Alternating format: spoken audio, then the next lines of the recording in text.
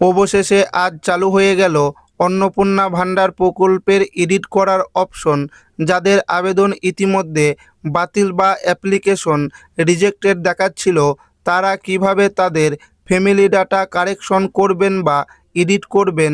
এছাড়াও যাদের 1 জুলাই ব্যাঙ্ক অ্যাকাউন্টে টাকা দেওয়ার পরেও ব্যাঙ্ক অ্যাকাউন্টে টাকা ঢোকেনি, কোনো সার্ভারের সমস্যার কারণে বা অন্য কোনো কারণে পেমেন্ট ফেলিওর বা পেমেন্ট রিজেক্টেড দেখাচ্ছে, তাদের ব্যাঙ্ক অ্যাকাউন্টে আবার কবে টাকা ঢুকবে।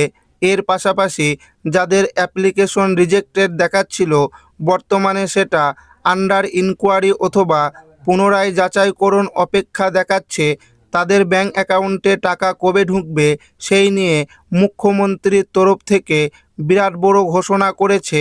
অর্থাৎ যাদের পেমেন্ট রিজেক্টেড বা পেমেন্ট ফেলিওর বা আন্ডার ইনকোয়ারি দেখাচ্ছে, তাদের টাকা দেওয়া নতুন করে ফাইনাল তারিখ মুখ্যমন্ত্রীর তরফ থেকে জানানো হয়েছে।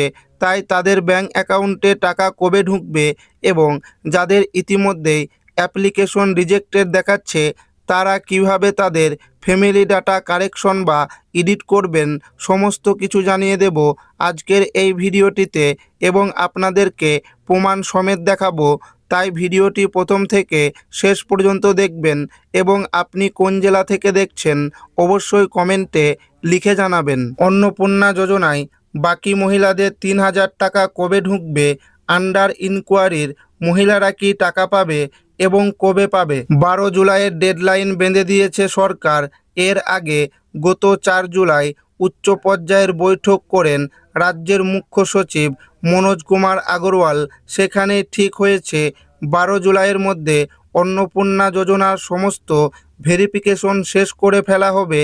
যাদের আবেদন বাতিল দেখাচ্ছে তাদের ক্ষেত্রেও যেমন রিজেক্ট হবে, ঠিক তেমনি রাজ্যের সমস্ত ব্লক অফিসের আধিকারিকদের অন্নপূর্ণা যোজনার অফলাইনের সমস্ত আবেদনই ডিজিটাইজ করার নির্দেশিকা জারি করেছে রাজ্যের মুখ্য সচিব মনোজ কুমার আগরওয়াল। তাই এখন রাজ্যের বাকি সমস্ত মহিলাদের একটাই প্রশ্ন, যারা এখনও টাকা পায়নি বা যাদের আবেদন বাতিল বা রিজেক্ট করা হয়েছে কিংবা যাদের পেমেন্ট ফেলিওর দেখাচ্ছে, তাদের টাকা পুনরায় কবে থেকে দেওয়া হবে। রাজ্য সরকারের তথ্য অনুযায়ী যারা অন্নপূর্ণা যোজনা বা অন্নপূর্ণা ভান্ডার প্রকল্পের 1 জুলাই 3,000 টাকা পাননি বা যাদের অন্নপূর্ণা যোজনায় আবেদন স্ট্যাটাস অ্যাপ্লিকেশন রিজেক্টেড দেখাচ্ছিল, তাদের সমস্ত কিছুর তথ্য নতুন করে ভেরিফিকেশন করার নির্দেশিকা জারি করেছে।